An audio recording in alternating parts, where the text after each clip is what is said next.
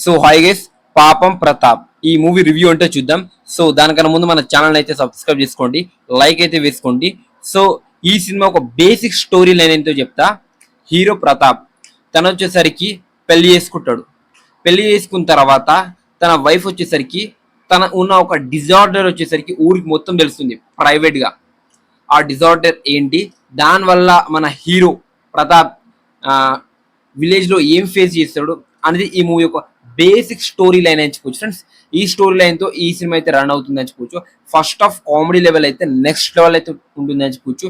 So ఎవరైతే వెళ్తారో comedy కోసం పక్క చెప్తున్నాం, ఫస్ట్ ఎంటర్టైన్ అవుతారు. ఫస్ట్ ఇంటర్వల్ వరకు అసలుకి మామూలు ఉండదు సినిమా, పిచ్చి పీక్స్ అయితే వెళ్ళిపోతుంది అని చెప్పుకోవచ్చు ఫ్రెండ్స్. సో హీరోకి వాళ్ళ ఫాదర్ కి మధ్యలో జరిగే కన్వర్జేషన్ కావచ్చు, ఆ డైలాగ్స్ కావచ్చు, ఈ మూవీ ఫస్ట్ హాఫ్ కావచ్చు, సెకండ్ హాఫ్ కావచ్చు, అదిరిపోయింది అని చెప్పుకోవచ్చు.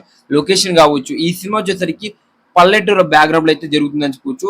ఆ గోదావరి లొకేషన్ కావచ్చు చాలా అంటే చాలా బాగుంటుంది అని చెప్పుకోవచ్చు. రియాలిటీ అయితే చూపించారు అని చెప్పుకోవచ్చు. సో నాకైతే చాలా బాగా నచ్చింది అని చెప్పుకోవచ్చు ఫ్రెండ్స్.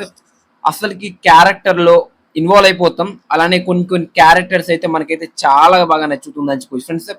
సో అసలుకి మిస్ అవ్వకుండా థియేటర్లోనే చూడాల్సిన ఫిల్మ్ అని చెప్పుకోవచ్చు.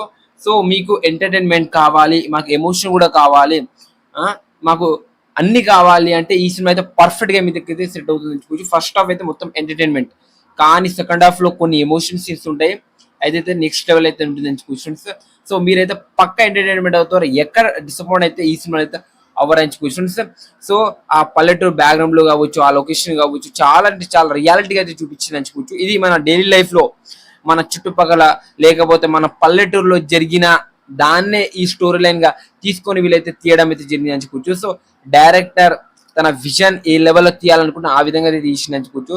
ఈ అందరి క్యారెక్టర్ అయితే చాలా అంటే చాలా బాగుంది అని చెప్పుకోవచ్చు. సో థియేటర్ లో మిస్ అవ్వని ఫిలిం మన పాపం ప్రతాప్ ఫిలిం అని చెప్పుకోవచ్చు ఫ్రెండ్స్. సో మీరు మిస్ అయితే అస్సలు అవ్వకండి. సో మీకు అయితే చాలా అంటే చాలా బాగా కనెక్ట్ అవుతుంది ఈ సినిమా, డెఫినెట్ గా అయితే చెప్తున్నా. ఇది మళ్ళీ చెప్తున్నా. సో ఇది నా రివ్యూ. సో ఈ రివ్యూ మీకు ఎలా అనిపించింది కామెంట్ చేయండి. నేను ఇస్తున్న 5 కి ఈ సినిమాకి 4.5 రేటింగ్ అయితే ఇస్తుంది అని చెప్పుకోవచ్చు ఫ్రెండ్స్. ఇది రివ్యూ. సో ఈ సినిమా మీరు చూస్తుంటే మీకు ఎలా అనిపించింది అనేది మీరు డెఫినెట్ గా అయితే కామెంట్ చేయండి ఫ్రెండ్స్.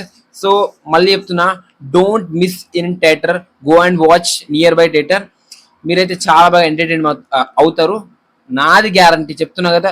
సో మరి ఇది ఈ వీడియో మీకు డెఫినెట్ గా నచ్చి ఉంటే లైక్ చేయండి, షేర్ చేయండి, సబ్స్క్రైబ్ చేయండి. మళ్ళీ నెక్స్ట్ వీడియోతో కలుద్దాం. Thank you so much. పాపం ప్రతాప్.